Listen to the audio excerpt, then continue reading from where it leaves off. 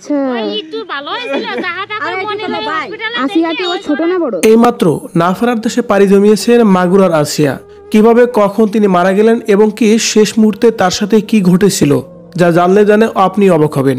Viewers, এই বিষয়ে জানতে সম্পূর্ণ ভিডিওটি দেখে সঙ্গেই থাকুন আর ভিডিওটি শেয়ার করে সবাইকে দেখার সুযোগ করে দিন, যাতে করে হিট্টু শেখের মতো অমানুষদের কঠিন থেকে কঠিনতর শাস্তির আওতায় আনা যায়। আসিয়া আজ কটা দিন ধরে মৃত্যুর সঙ্গে পাঞ্জা লড়ছিলেন হসপিটালে। অবশেষে যেন না ফেরার দেশেই পাড়ি জমাতে হলো এই ছোট্ট বাচ্চাটিকে। মূলত আজকে বৃহস্পতিবার বেলা 1টার দিকে তাকে মৃত ঘোষণা করা হয়েছে। ঢাকার সম্মিলিত সামরিক হাসপাতালে সিএমএইচে পেডিয়াট্রিক নিউরোলজিস্ট বিভাগের অধ্যাপক কর্নেল নাজমুল হামিদ সাংবাদিকদের এই তথ্যই নিশ্চিত করেছেন। কর্নেল নাজমুল হামিদ বলেন, আজ সকালবেলা 2 দফায় শিশুটির কার্ডিয়াক অ্যারেস্ট হয়।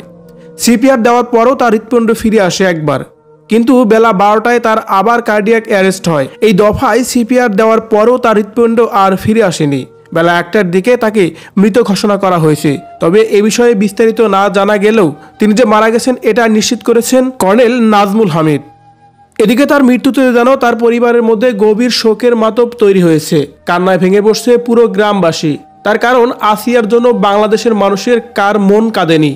ছোট্ট একটি বাচ্চা দুনিয়ার কিছু বুঝে ওঠার আগেই তাকে না ফেরার দেশে পাড়ি জমাতে হলো, তাও আবার অমানুষের হাতে নির্যাতিত হয়ে।